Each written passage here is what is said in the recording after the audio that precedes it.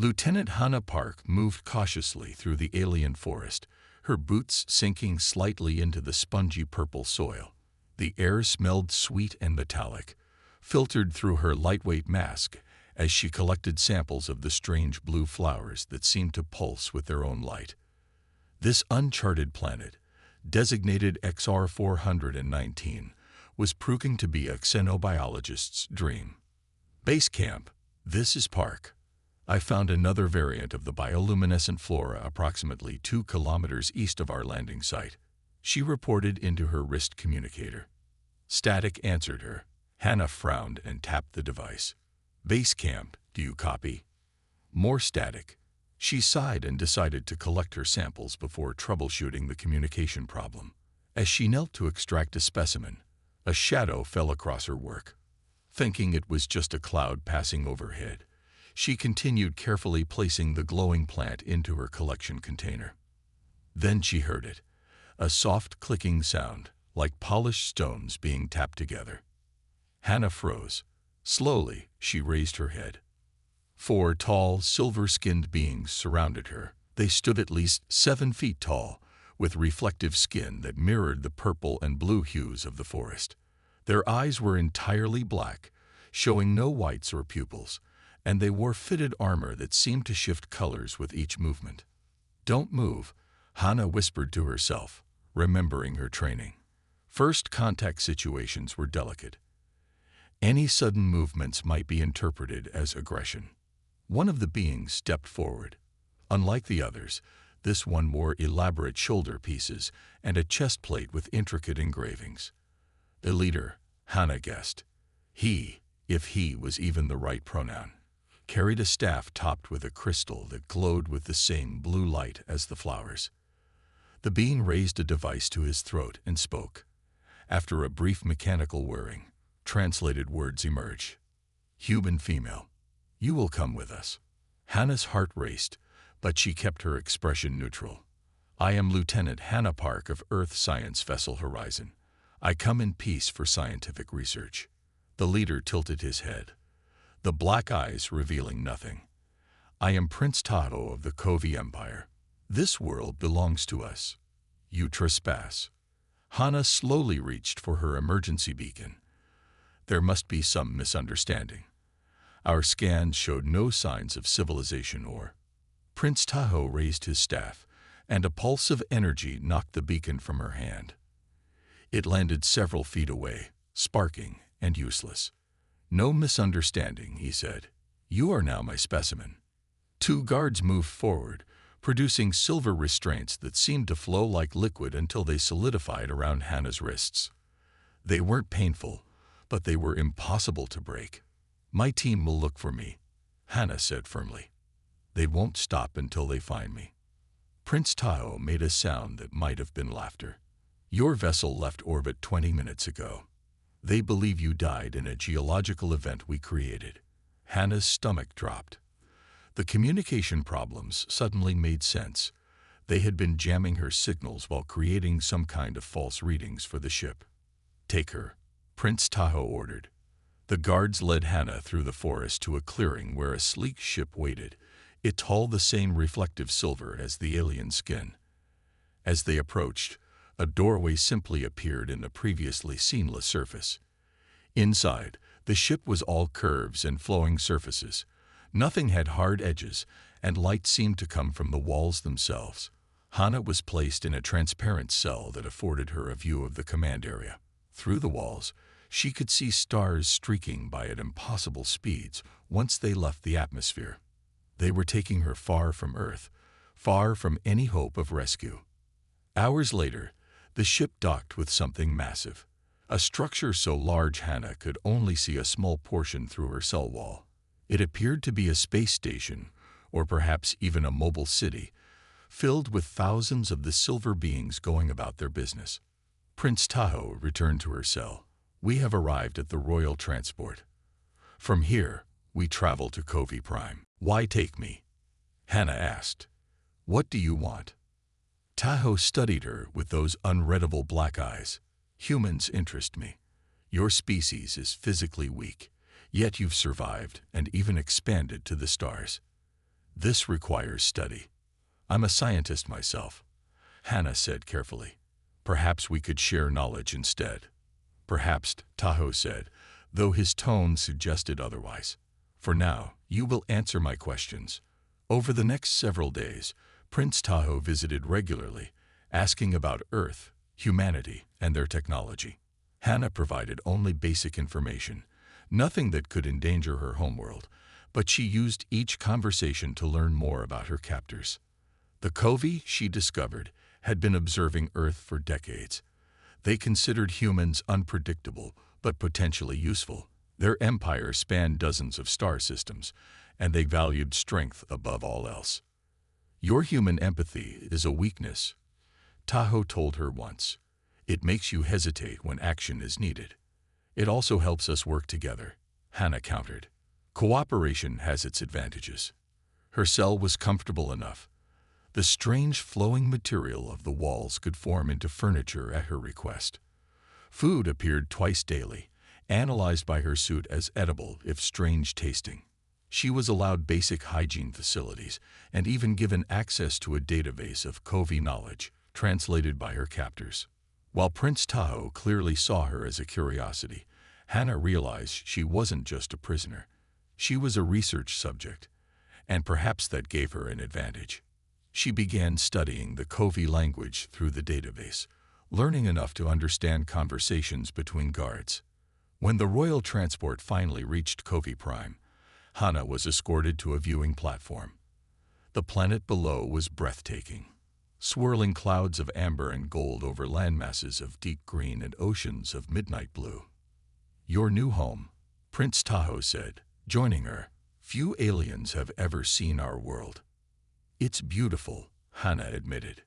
Beauty is secondary to power, Tahoe replied. Remember that when you meet the court, show weakness, and they will destroy you.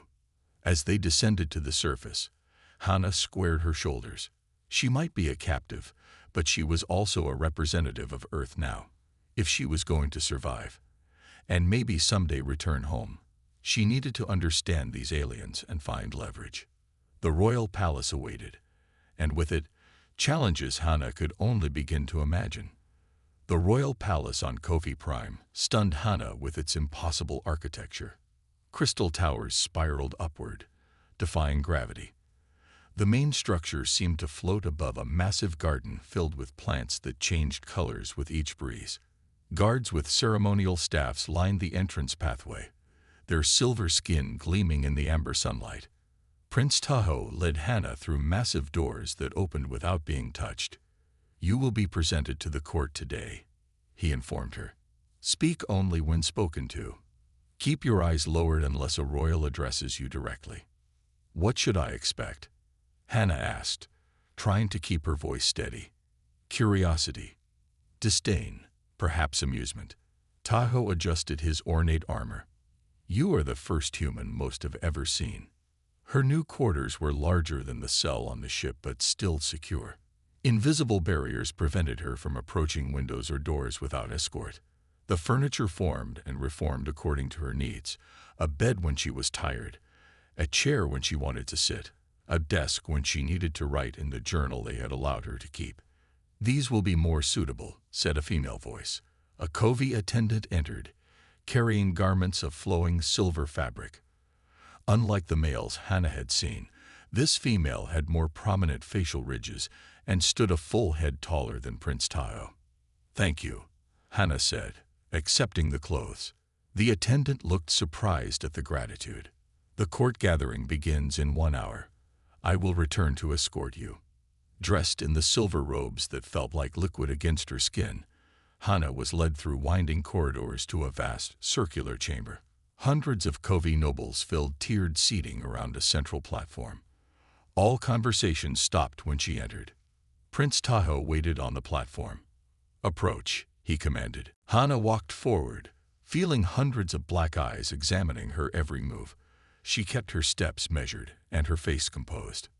Nobles of the Covey Empire, Tahoe announced, I present this human female, captured from the planet Earth.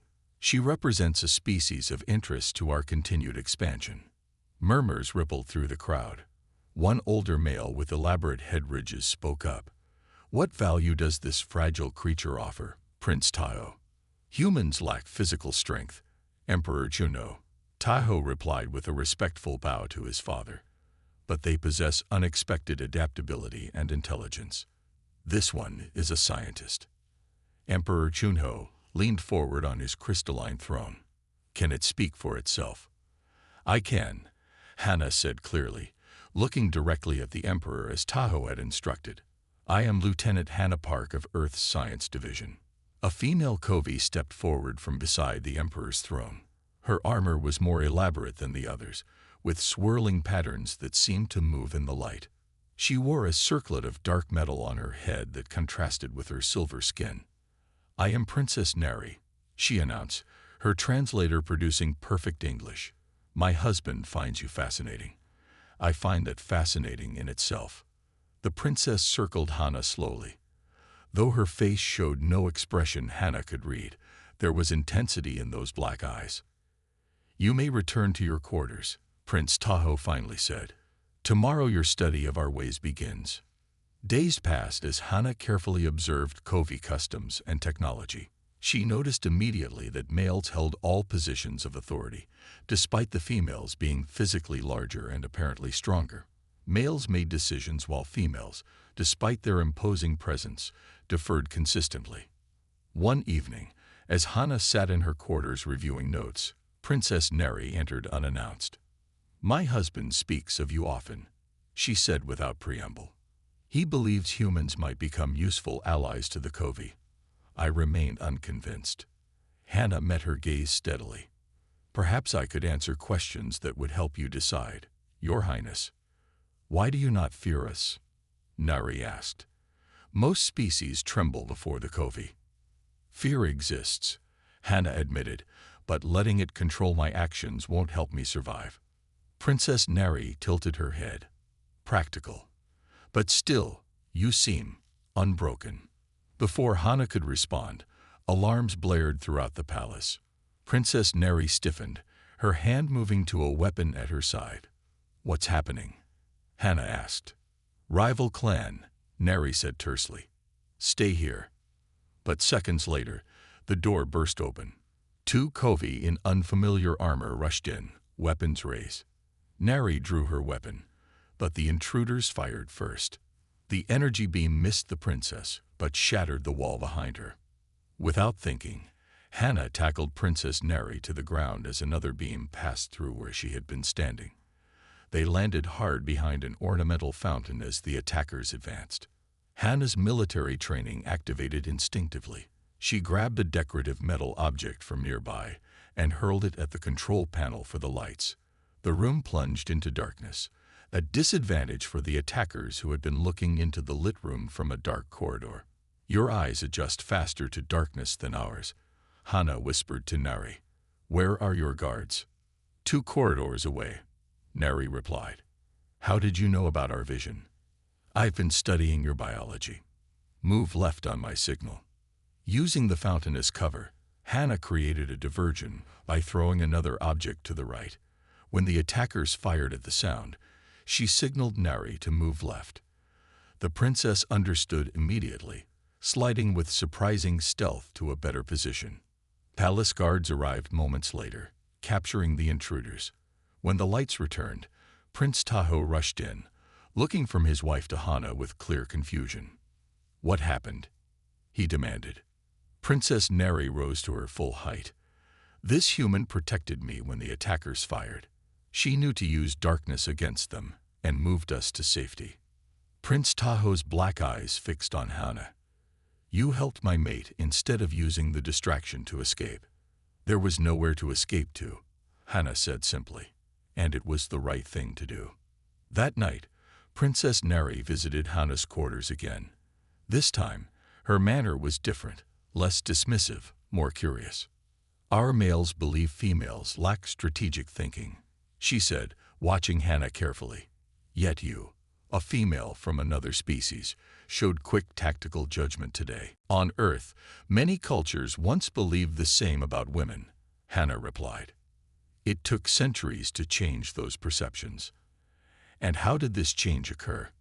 Nari asked, sitting across from Hana. Slowly, through proof of capability, through alliance with males who saw the truth, through persistence.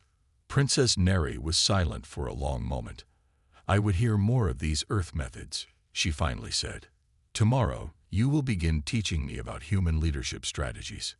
As Princess Neri left, Hana realized her status had shifted. She was no longer just a specimen. She had become something potentially more powerful, an advisor to a royal who questioned her world's traditions. As she looked out at the alien stars, Hana wondered if she might find not just survival here, but a way to truly influence this powerful empire. The thought both terrified and exhilarated her. The news of Emperor Shunho's illness spread through the palace like wildfire. Servants whispered in corners, guards stood at heightened alert, and nobles gathered in small groups, their voices hushed but urgent. Hana learned of it when her morning meal arrived late, delivered by an attendant whose hands trembled slightly. "What's happening?" Hana asked. The attendant hesitated. The emperor fell ill during the night feast. The royal physicians cannot determine the cause. This explained why Prince Taho had canceled their scheduled discussion about Earth's defense systems. As heir to the throne, he would be consumed by both his father's health crisis and the political maneuvering that would inevitably follow. That afternoon, Princess Neri arrived at Hana's quarters. The tall Kovi female looked tired, the silver of her skin duller than usual. "Walk with me in the garden," she commanded, though her tone lacked its usual authority. Once outside in the royal gardens, surrounded by color-shifting plants that ensured no listening devices could function properly, Neri spoke more freely. "My husband is now acting as regent. The emperor's condition worsens by the hour." Hana nodded carefully. "I'm sorry to hear that. Is there anything I can do?" Neri's black eyes studied Hana. "Perhaps. The royal physicians are puzzled. My husband does not trust me with details, but I know the symptoms include silver flaking skin, muscle tremors, and mental confusion." Hana's mind raced through the xenobiology data she had been studying. Those symptoms sound like some form of mineral toxicity, similar to heavy metal poisoning in humans. How would you treat such a condition on Earth? "We would first remove the source of exposure, then administer chelating agents, compounds that bind to the metals, and help the body eliminate them." Neri was quiet for several moments. "The physicians have tried traditional remedies without success. I believe someone is poisoning the emperor." Hana stopped walking. "That's a dangerous accusation, which is why I haven't voiced it publicly. But I need your knowledge, human. If I can save the emperor's life, it changes everything." "Everything how?" Nari turned to face Hana directly. "Our biology allows females greater strength and intelligence," she said quietly. "But ancient traditions keep us subservient. The males believe we lack strategic thinking." "On Earth, many cultures had similar beliefs," Hana replied. "It took centuries of work to change them." "I don't have centuries," Neri said sharply. "When Taho becomes emperor, he plans to expand our empire aggressively. Millions will die in needless conquests." Hana considered her position carefully. She was still a captive, but now she was being pulled into Kovi politics. Helping could be dangerous, but it might also create leverage for better treatment, both for herself and potentially for Earth. "If you can get me samples of what the emperor has consumed recently, along with access to your medical analysis equipment, I might be able to help," Hana finally said. 3 days later, Hana worked secretly in a small laboratory Neri had arranged for her. The princess brought food samples from the emperor's meals, along with fabric swatches from his robes and water from his private bath. "This," Hana said finally, holding up a vial of liquid extracted from a particular fruit, served only at imperial banquets. "It contains concentrated traces of a mineral your people call navic. In small amounts, it's harmless to Kovi, but this concentration would build up in the emperor's system over time." "Who would have access to add this?" Nari wondered. "Who prepares the imperial meals?" The royal food preparer, of course. He served the imperial family for generations. Hannah raised an eyebrow. And is he loyal to anyone in particular? Nari's eyes widened slightly. Lord Dojin oversees the kitchen staff. He's one of my husband's strongest supporters. With this information, Princess Nari developed a plan. She secretly substituted the emperor's meals with identical food prepared under her personal supervision. Within days, Emperor Junno began showing signs of improvement. Word of the emperor's recovery spread quickly. When Prince Taho discovered his wife's involvement, he was furious but couldn't publicly denounce her success. "You've overstepped your position," he told Nari in their private chambers, unaware that Hannah could hear them from the adjoining room where she'd been summoned earlier. "I saved your father's life," Nari replied calmly. "Is that not the duty of family? Your duty is to support me, not to act independently." "Perhaps our concept of duty needs revision," Nari said. "The human helped identify the poison when your physicians failed." Taho fell silent for a moment. "The human? You involved our captive in imperial matters." Her knowledge proved valuable. Perhaps there are other human ideas worth considering. That evening, Princess Nari came to Hannah's quarters. Instead of her usual commanding presence, she sat across from Hannah as an equal. "The Emperor has requested your presence tomorrow," she said. "He wishes to thank you personally." Hannah nodded. "That's kind of him. It's more than kindness. It's recognition of your value." Nari leaned forward. "You've proven yourself useful in ways I hadn't anticipated. I'm glad I could help." Nari's black eyes studied Hannah. "I need more from you now. Not just scientific knowledge. I need you to teach me how humans lead." Hannah frowned. "I'm not sure I understand." "Your Earth had female leaders, yes? Women who commanded respect despite cultural barriers." "Many," Hannah confirmed.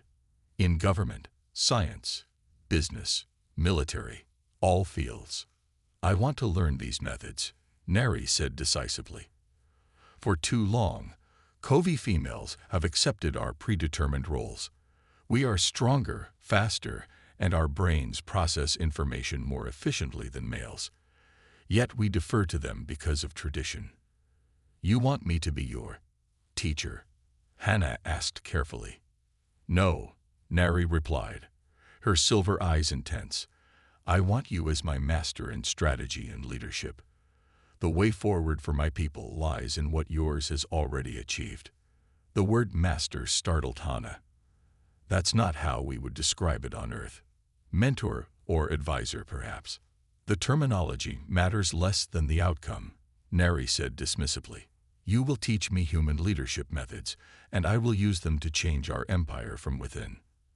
"And what does Prince Taho think of this arrangement?" Nari's mouth curved in what Hannah had come to recognize as a Kogi smile. "He doesn't know yet. And when he discovers it, he won't be pleased. That will be our first test of these new strategies." As Princess Nari left, Hannah sat back and considered her new position. From captive to advisor to the potential catalyst for cultural revolution, all in the span of weeks. The risks were enormous, but so were the possibilities. If she could help guide the Kovi toward more peaceful policies, it might eventually protect Earth from their expansion. And perhaps, just perhaps, it might one day lead to her freedom. But first, she needed to prepare Princess Nari for the resistance they would inevitably face, starting with Prince Taho himself. Prince Taho stood in the doorway, his silver skin darkening with anger. Hannah and Princess Nari quickly separated, but it was too late. The digital displays showing Earth's historical female leaders floated in the air between them. "What is the meaning of this?" Taho demanded, stepping into Hannah's quarters. "My mate, taking lessons from our prisoner." Nari rose to her full height, towering over her husband. "Not lessons. Information exchange. The human has valuable knowledge." "Knowledge that undermines our traditions," Taho said, gesturing at the images of human women leading armies and governments. "You corrupt my mate with human weakness." "Not weakness," Nari countered. "Different strength. Hannah is my advisor now." Taho's black eyes narrowed. You overstep, Nari. And you, human. He turned to Hana. Remember your place here. You live only by my goodwill. After Tahoe stormed out, Nari touched a control panel, activating the room's privacy field. This confrontation came sooner than we planned. Hana nodded. He'll watch us more closely now. Or worse, Nari said grimly. Lord Dojin still has the Emperor's ear. If Tahoe allies with him, then we accelerate our timeline, Hana replied. How many female nobles have joined our discussion group? Good. We need to demonstrate that change benefits everyone, not just females.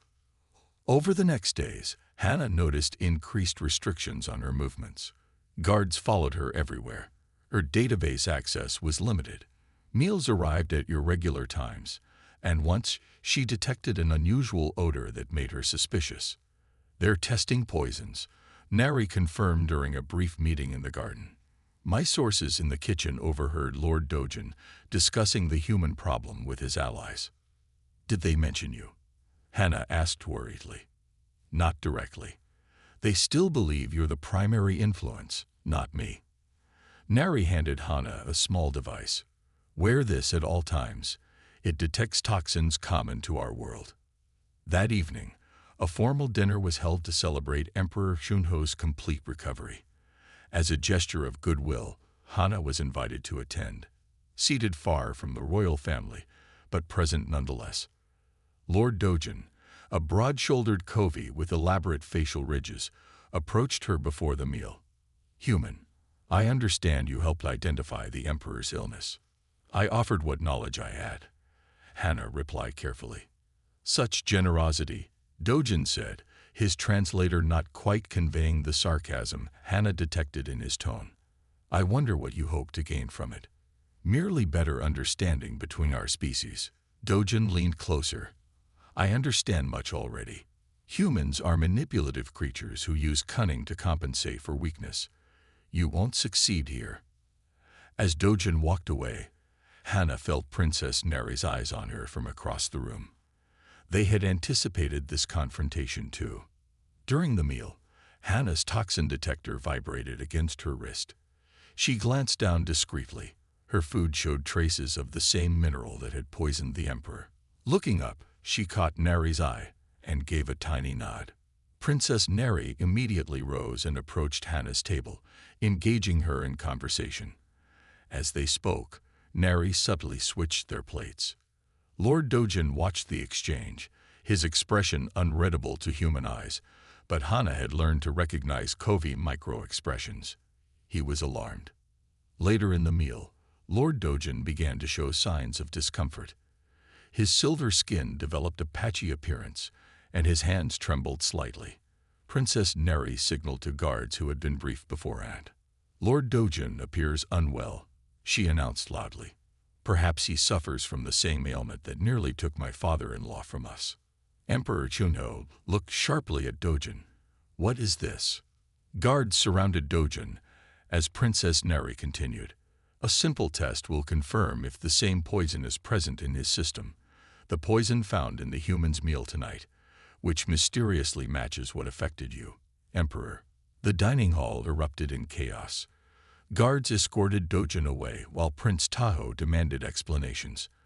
Amid the confusion, Emperor Chunho raised his hand for silence. If these accusations are true, this is treason of the highest order, he said gravely. My son, investigate this matter thoroughly. The human should be confined until we understand her role, Tahoe insisted, glaring at Hana. No, Princess Nari said firmly. This human has twice saved royal lives. First the Emperor's, and now by detecting poison before consuming it. Emperor Chunho considered this. The princess speaks wisely. The human remains under her protection until this matter is resolved. Tahoe's anger was visible, but he could not contradict his father. As you command, he said stiffly. Back in Hana's quarters, now upgraded to a suite near the royal family's chambers, Nari paced excitedly. Dojin's treachery gives us the opening we need, she said. Many who feared supporting us will reconsider when they learn he targeted the Emperor himself. It's still dangerous, Hannah cautioned. Dojin has allies who'll claim he was framed. Let them, Neri said confidently. We have evidence they cannot dispute. The next morning, Emperor Juno summoned both Hannah and Princess Neri to his private chamber. Prince Tahoe was already there, along with several High Council members. Lord Dojin has confessed, the Emperor announced. He admits to poisoning both myself and attempting to poison the human. However, he claims he acted to protect our traditions from foreign corruption. 12, including 2 from the High Council. Many more show interest but fear repercussions. A convenient excuse for treason, Neri observed. Emperor Shunho nodded. Indeed, but his claims have supporters among the noble houses. They fear change. Change need not be feared, Hannah said carefully. On Earth, societies that adapted peacefully to new ideas typically thrive more than those that resisted. Tahoe stepped forward. Father, we cannot allow human concepts to undermine what has served our empire for millennia. And yet, the Emperor replied, it was these human concepts that exposed the plot against me. Perhaps there is value in different perspectives. He turned to Neri. My daughter, I understand you have been studying human leadership methods. I have, Emperor, Neri acknowledged. And what have you learned that might benefit our empire? Neri glanced at Hannah before answering. That strength comes in many forms. That leadership can be shared without being weakened. That those who think differently offer protection against blind spots. The Emperor considered this. From now on, you will join the High Council sessions. Your voice will be heard equally with the males. Prince Tahoe started to object, but the Emperor silenced him with a gesture. This is not a rejection of our ways, my son, but an enhancement. Dojin nearly succeeded because we were predictable. We must become less so. After they left the Emperor's chambers, Prince Tahoe confronted Hannah in the corridor. You may have won the Emperor's favor for now, human, but do not think this matter is settled. I hope it isn't, Hannah replied calmly. Settlement suggests stagnation. Growth requires ongoing change. Tahoe's eyes narrowed. You speak like a philosopher, but you are still our captive. Remember that. That evening, as Neri and Hannah met to discuss their next steps, a messenger arrived with news. 3 more noble houses had requested to join their discussion group, including 2 led by males. It begins, Neri said, her black eyes shining with excitement. Now we build alliances across old boundaries. And prepare for the resistance, Hannah added. This is just the first step. Those who fear change will strike again, more carefully next time. Let them try, Neri replied. We'll be ready. My master has taught me well. Hannah smiled at the title she had once found strange, but now accepted as a sign of respect. As they looked out at the 3 moons rising over Covey Prime, she wondered what Earth would make of all this if they knew. A captured human scientist, now advisor to an alien princess, helping reshape an empire that might one day be Earth's greatest ally, or its most dangerous enemy. The choice, she realized, might well rest in her hands. Hannah woke suddenly to the sound of alarms. Red lights pulsed across her ceiling as a computerized voice spoke in the Covey language. Though her understanding was still limited, she recognized the words for security and breach. She jumped from bed and quickly dressed in the formal robes she had been given as royal advisor. The door slid open before she reached it, revealing 2 female guards. You must come immediately, the taller one said. The palace is under attack. Hannah followed them through corridors filled with rushing guards and panicked servants. What's happening? She asked. Supporters of Lord Dojin have launched a coordinated strike, the guard explained. They target the royal family. And you. They rounded a corner to find Princess Neri directing security operations from a command center. Holographic displays showed various sections of the palace, some flashing with warning symbols. Hannah. Neri acknowledged without looking up. Your prediction was correct. They waited until the Emperor traveled to the southern continent before striking. "Where is Prince Tao?" Hannah asked. "In the secure bunker, as protocol demands." Nari's voice held a note of frustration. "He refused to let me join him, citing my unofficial status." Hannah studied the security displays. "They're focusing their attacks on 3 points: the council chamber, the communications hub, and my quarters." "They believe eliminating you will stop our movement," Nari said. "They underestimate how far we've already come." A guard rushed in. "Princess, the attackers have breached the lower level. They're heading for the Royal Vault." "The Royal Vault?" Hannah asked. "It contains the Imperial Seal," Nari explained. "Whoever holds it can claim emergency powers under ancient law." Hannah thought quickly. "They're not trying to kill the royal family. They're attempting a legal coup while the Emperor is away." Nari nodded grimly. "And my husband, as heir, would be forced to accept their terms to prevent civil war. Unless we stop them first." Hannah turned to the security display.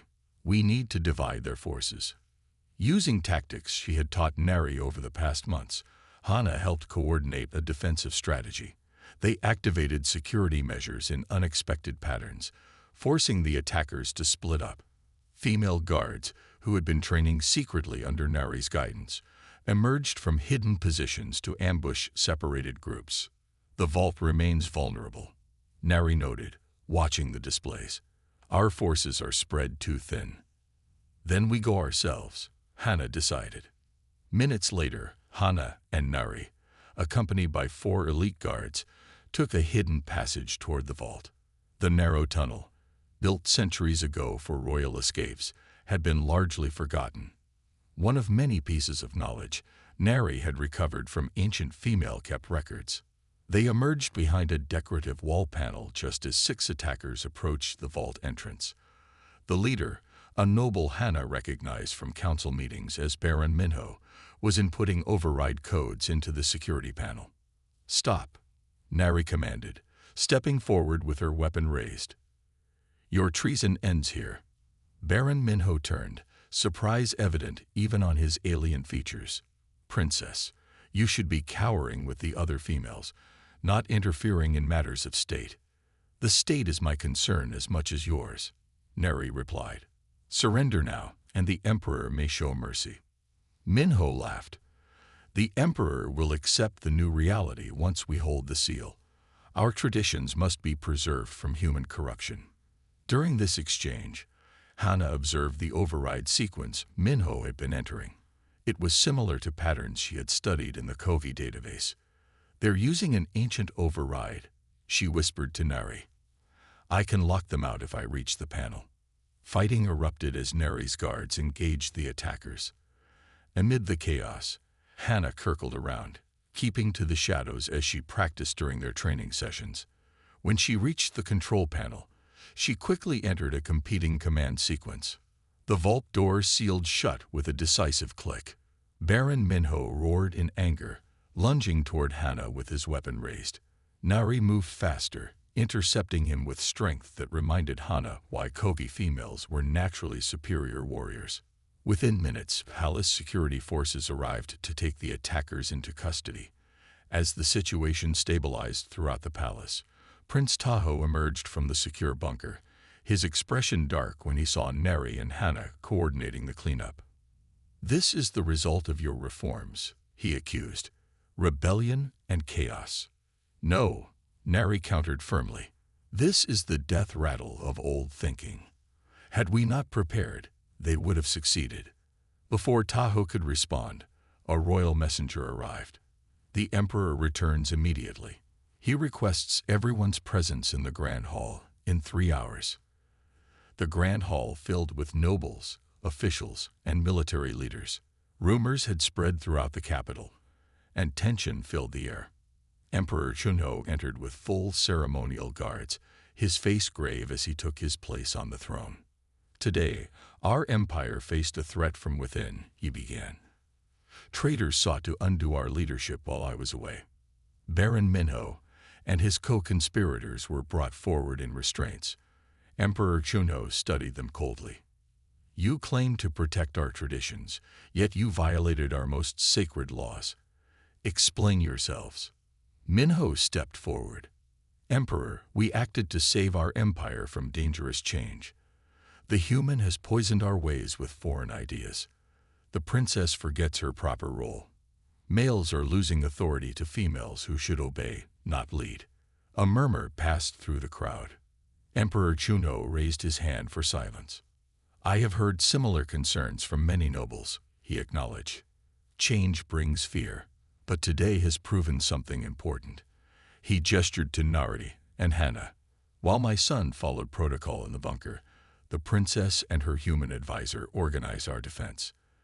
They saved the imperial seal, and possibly our empire. Prince Tahoe looked down, unable to dispute this truth. For too long, the emperor continued, we have ignored the strength of our females. We limited ourselves by clinging to traditions that no longer serve us. Today marks the end of that era. Gasps and whispers filled the hall. Emperor Shuno stood. I decree that from this day forward, the High Council shall include equal numbers of males and females. Princess Neri will serve as co-regent alongside Prince Tahoe, and Lieutenant Hannah Park of Earth shall be named ambassador, establishing formal relations between our empire and her homeworld. Prince Tahoe stepped forward. All eyes turned to him, expecting protest. Instead, he straightened and addressed the crowd. I was wrong, he said, his voice carrying clearly. I believed our strength came from unchanging tradition. Today I witnessed the strength that comes from adaptation. My mate's wisdom and the human's different perspectives saved us all. He turned to Nari. I accept you as my equal in leadership, as you have always been my equal in worth. Months later, Hannah stood on a balcony overlooking the capital city. The skyline was changing, with new buildings incorporating both traditional Covey design and elements inspired by Earth architecture. In orbit above, the first joint Covey human research vessel prepared for its maiden voyage. Princess Neri joined her, now wearing the insignia of a council elder. The first transport from Earth arrives tomorrow, she said. Your people were surprised by our invitation. They'll be even more surprised to find a human helped shape the new Covey Empire. Hannah replied with a smile. Your capture led to our freedom, Neri observed, and now we offer freedom in return. Hannah nodded. Will Prince Tahoe join the welcoming ceremony? Yes, he's changed the most of all, perhaps. He leads the faction promoting peaceful exchange of knowledge rather than conquest. Below them, a group of young Covey, males and females together, practiced in a training yard, sharing techniques that once would have been segregated by gender. You came as our captive, became my master, and now stand as our ally, Neri said thoughtfully. Perhaps that is the greatest strength humans possess, the ability to transform circumstances rather than merely endure them. Hannah smiled as she watched the twin suns set over her new home. The future held uncertainty, as it always did, but now two species would face it together, stronger for their differences rather than divided by them. Sometimes, the universe's greatest adventures began with capture rather than escape.